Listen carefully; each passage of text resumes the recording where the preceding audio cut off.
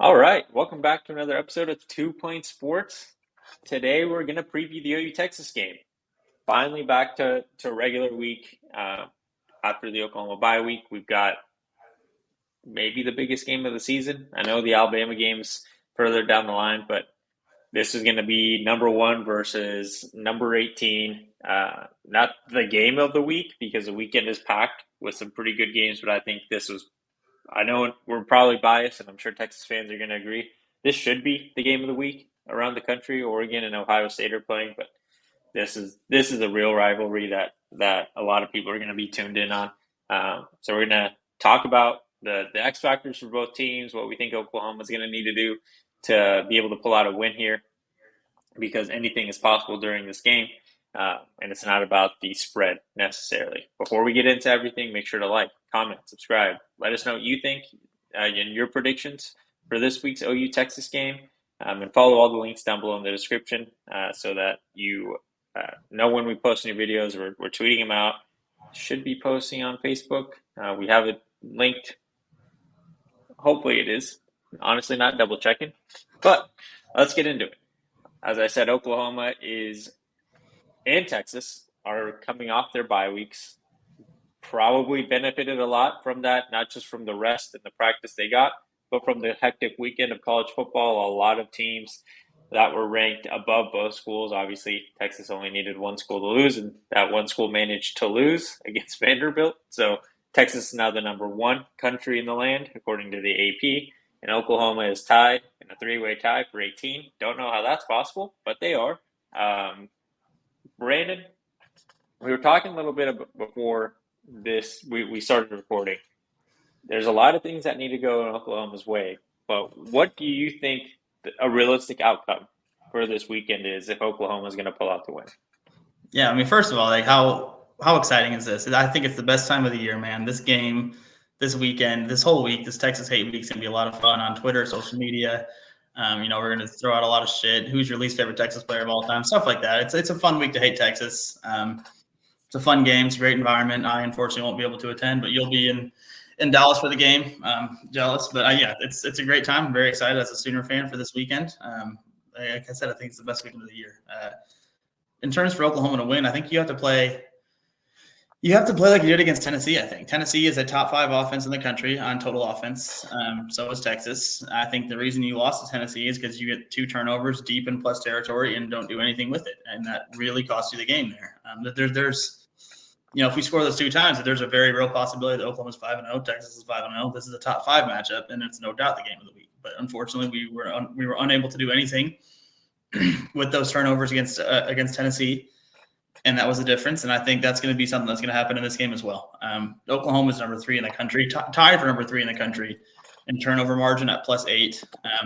We're up there in sacks too in the country. I think top 10 in terms of sacks. So, and Quinn Ewers is coming off of not playing for 2 or 3 weeks now. So I think Quinn's going to be a little bit rusty. I think this is definitely far and away the best defensive front that Texas has seen all season, because I don't think they've played really anybody.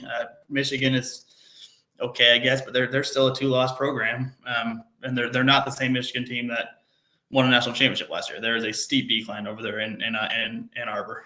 So Texas hasn't really been tested yet. They haven't been punched in the mouth yet, and I think Oklahoma will definitely punch them in the mouth at least a couple times. Win the turnover battle and do something with it. And I think, we can play the woulda, coulda, shoulda, what if, but, with the way Hawkins has been playing, they're smart with the ball, not doing anything dumb. If he's playing that Tennessee game, do we win? A lot of people seem to think so, but, again, who knows? But I think Oklahoma's going to get their chances with turnovers. I think Quinn will throw us one. I think we might get a fumble, win the turnover battle, and do something with it, and I think Oklahoma wins this game. Well, and again, something we were talking about before we started recording, this team for Texas, I think there's an argument that can be made that it's not quite as talented as last year's Texas team. That doesn't mean they're not talented, because obviously they are a very good team. They're currently the number 1 team in the country. They are blowing people out when in the games they have played. So this isn't going to be by any means an easy game. Obviously, it's the Red River rivalry shootout, whatever you want to call it. I think this defense for Oklahoma has improved since last season. The one thing that is kind of to be seen, to be determined, is how they play against a high-powered offense like this without Kendall Dolby. Kendall Dolby was a big difference maker for Oklahoma through the games he was healthy in this season. I think Samuel Masigo played well in that Auburn game, but we're going to be playing a much more pass-happy team. This team, Texas can run the ball, but the one thing that they're very good at is passing the ball. Through the first 5 games, their quarterbacks have totaled 1,611 yards and 17 touchdowns, with 2 picks each in there, but still really good statistics in the passing game for both of those guys. Quinn specifically had 691, 8 touchdowns and 2 picks. Like they're playing well, and he's played well, especially in the passing game. Their wide receivers, best one statistically is Isaiah Bond, which was no surprise coming into the season. He was the guy that was supposed to help them really not lose a step, because they did lose 2 of their best receivers. Their 2 best receivers from last year, and Adonai Mitchell and Xavier Worthy, to the NFL draft. So he's kind of supposed to be the guy that helps replace them, not really lose much, if anything. And then they have a true freshman that has stepped up big time for him, and Ryan Wingo, who, if he is ever matched up against Kenai Walker, that's going to be a matchup that Oklahoma fans should be watching big time. I have a feeling that this team will identify Isaiah Bond as like the guy to don't let him beat you in the passing game. But you've got Ryan Wingo on the other side of that, can be just as dangerous in the passing game. So that's something I'll be watching for. I agree, if Oklahoma's going to win, like you mentioned, turnover game. We created 2 last year in this exact game, which helped pull out the win for Oklahoma. If you can create the turnovers and not turn the ball over yourself, like you mentioned, that was a big reason why Oklahoma lost the Tennessee game. Like, it's not really a what could have happened if Mike Hawkins was in.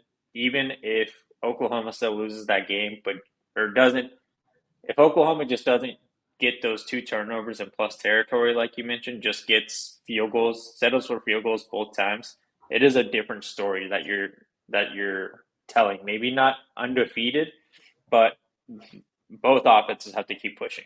There's not any point where one can back off, right?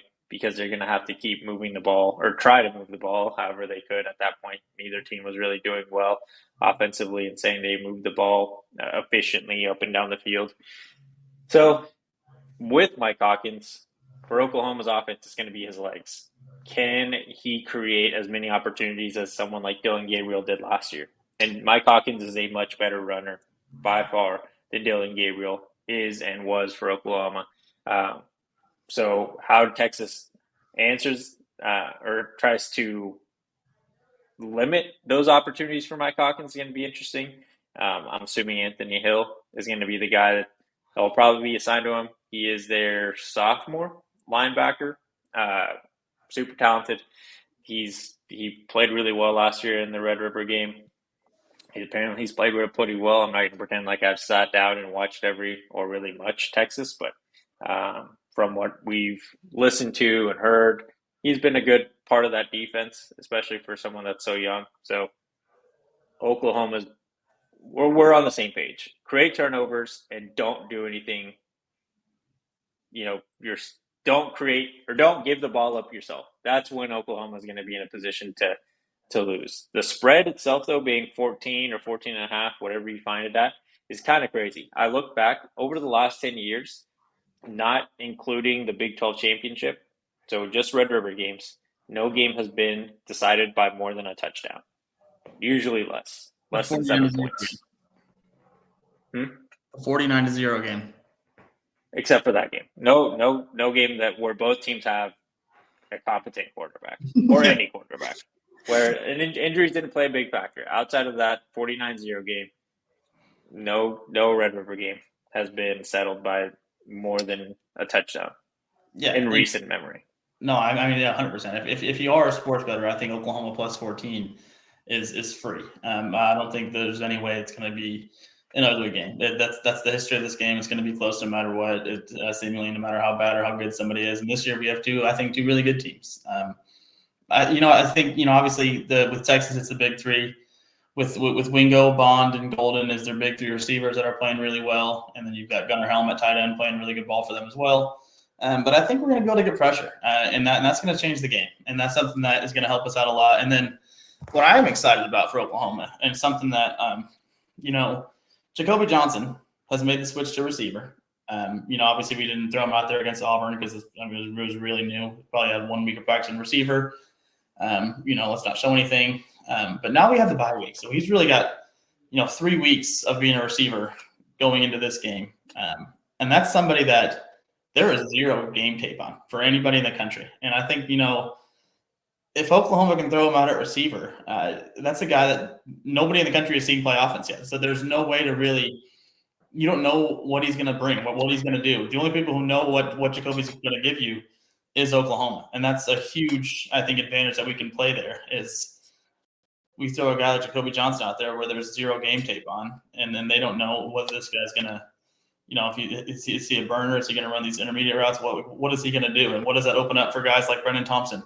What does it open up for guys like Deon Burks if he comes back? I think the offensive line has got to pick up where they left off in that Auburn game. Again, they weren't perfect by any stretch, but that was without a doubt their best game of the season.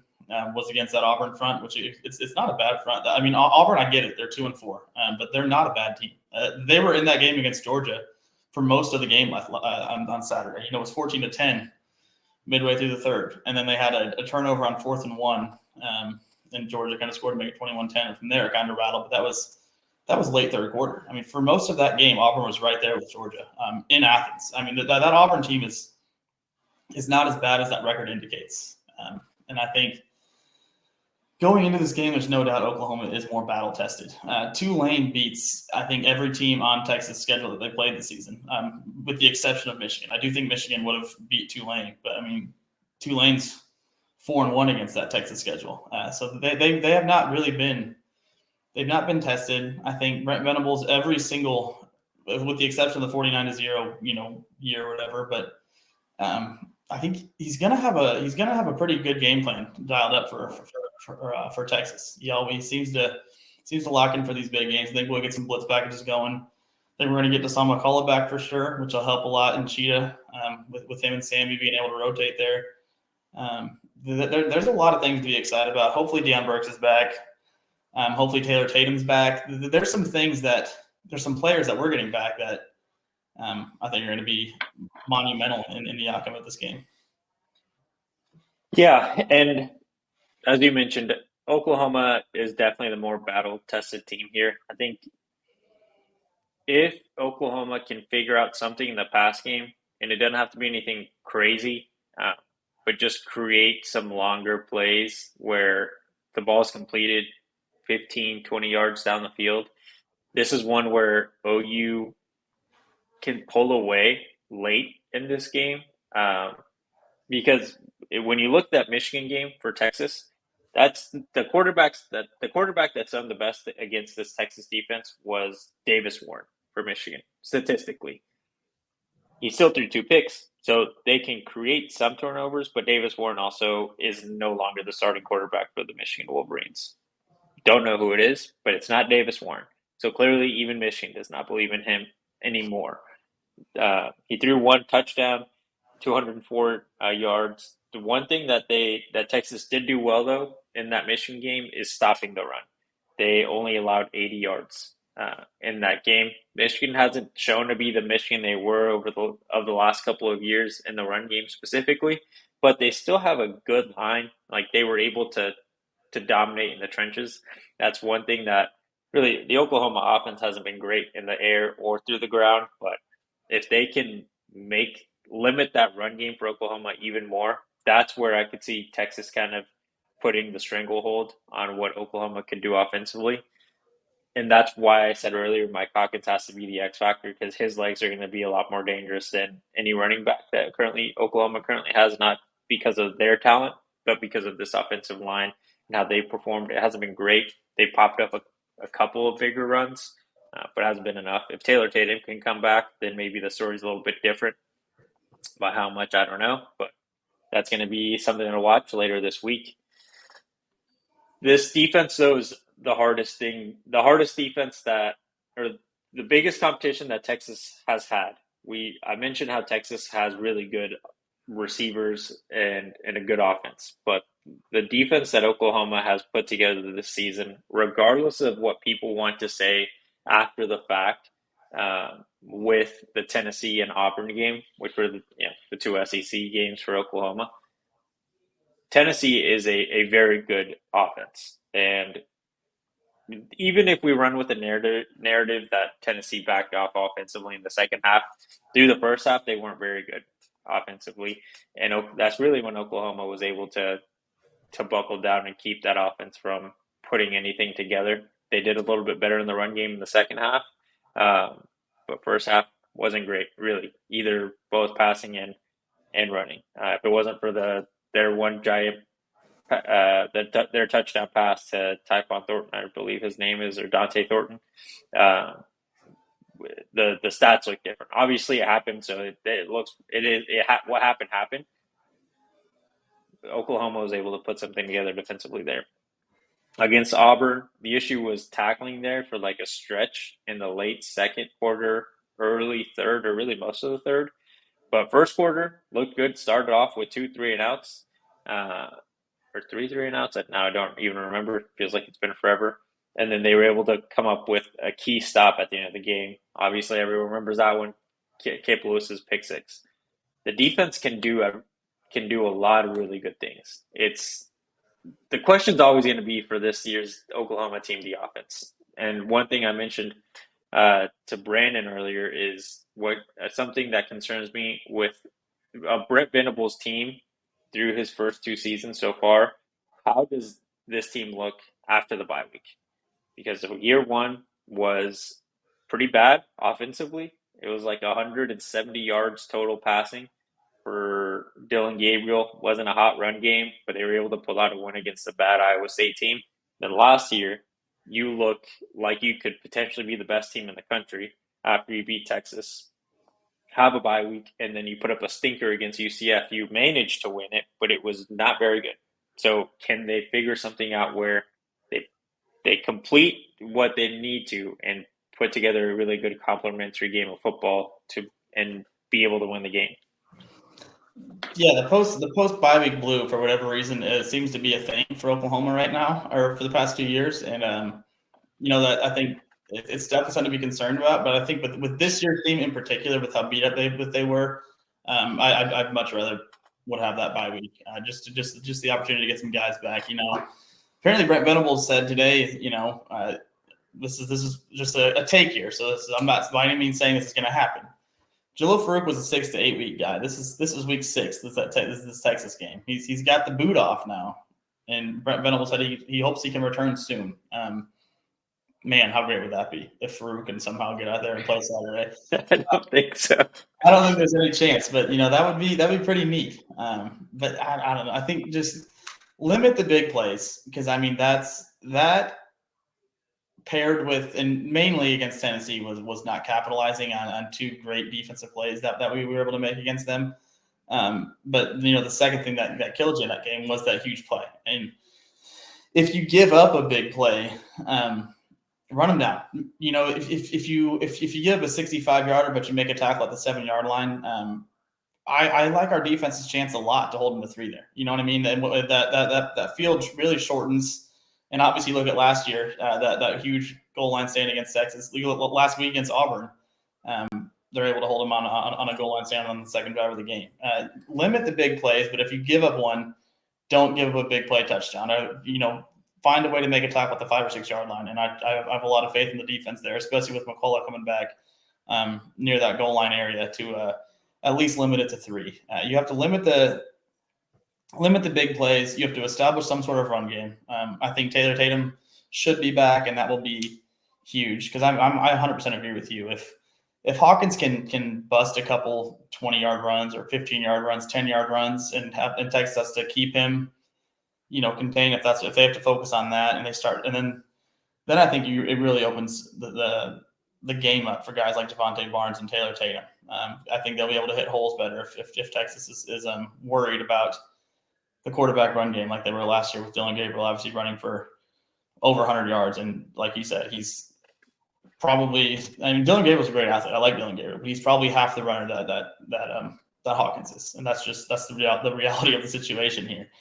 If Hawkins can bust a couple big ones, if we can get a run game going, if we can get even Deion Burks back, I think a guy like Jacoby Johnson, I really expect him to make that receiver debut, especially coming off a bye week. He's got 3 weeks now of learning to be a receiver again, of learning this playbook.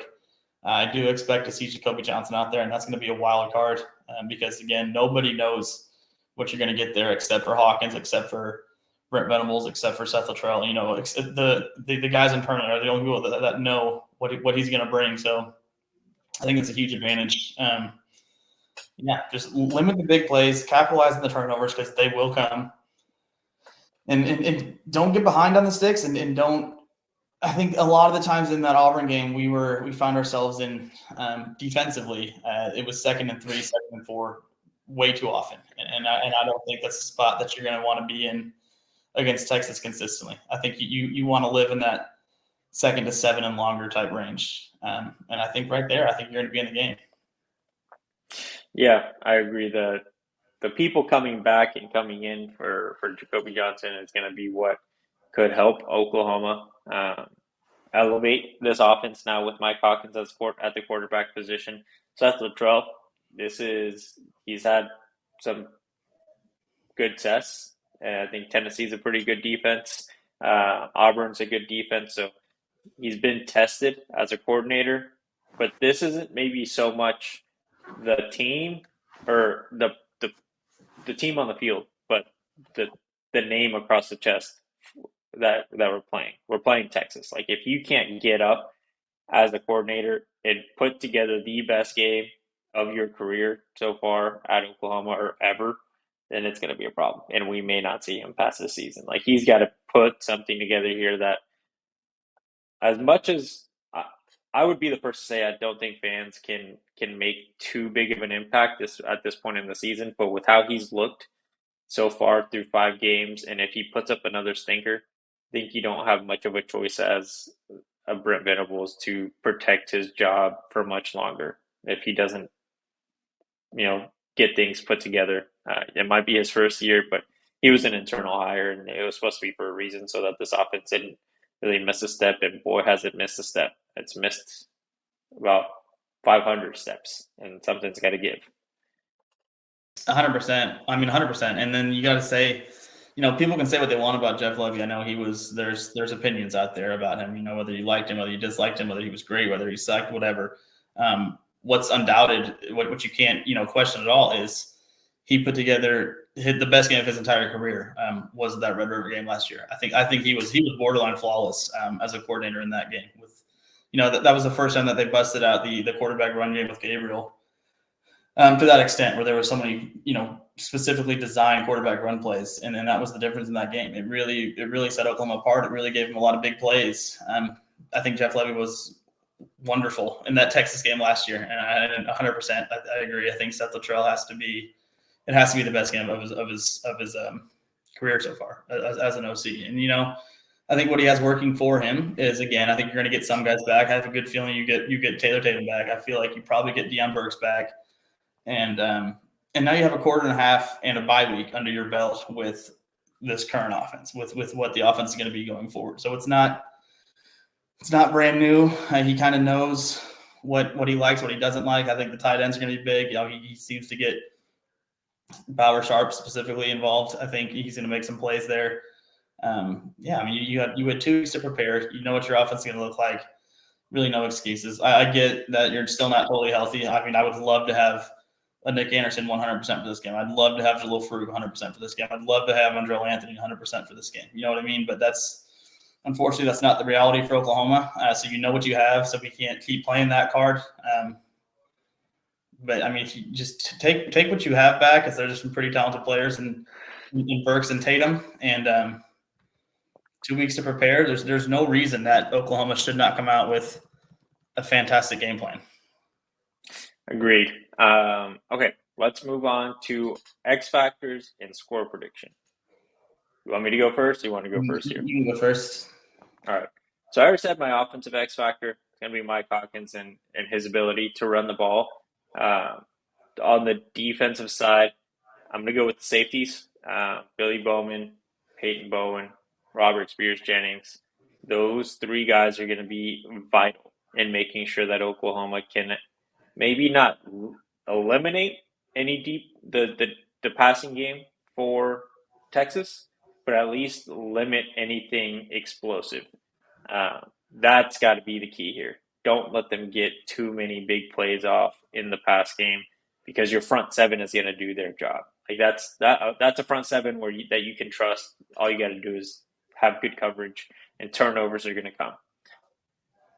Score prediction, I'm going to go 24-23 Oklahoma. I think it's going to be like a last-second field goal that whoever the place kicker is going to have to nut up to make this a game to remember. Yeah. So, I mean, I like Hawkins. I like that pick a lot. I'll probably go Taylor Tatum. Put a lot of pressure on the freshman who's hopefully coming back. You know, I mean, just whoever's playing running back, but I'm thinking Taylor Tatum's going to be back. So, I mean, Taylor Tatum's going to have to help out with Hawkins in the ability to open that run. Yeah, I think those two are going to be the leading rushers for Oklahoma. If Hawkins can get it going first, it opens things up for Taylor Tatum or vice versa. But establish that run game, get ahead of the sticks early. I think we want to be living in 2nd and 5 or below. That's a great spot for us to be in. So Taylor Tatum, get it started. I mentioned Jacoby Johnson. I really think that's a guy that I think we're going to see him against Texas. You know, like he's a guy that there's no tape for. He's learned the playbook now. It's got 3 weeks. Throw him out there. Give him a chance. I think the kid's a stud at receiver. I watched him all through high school doing it. Obviously, it's a way different level, but he's got everything you need: size, speed, ability.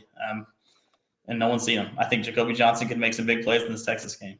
Defensively, I want to see R. Mason Thomas be closer R. Mason Thomas for 60 minutes. If he plays at a level like that for 60 minutes where he's living in the backfield, making Quinn's life hard, that's going to open things up for everybody. If he's playing at a level like that, guys like Grayson Holton, Dominic Williams, Ethan Downs, PJ Adebore, when he's in, it's going to open things up for all those guys to kind of get back there, pin their ears back, and get after Quinn Ewers and make shit hard. That's really all you got to do. Make it hard on Quinn. Don't give him a lot of time to sit back there and survey the field.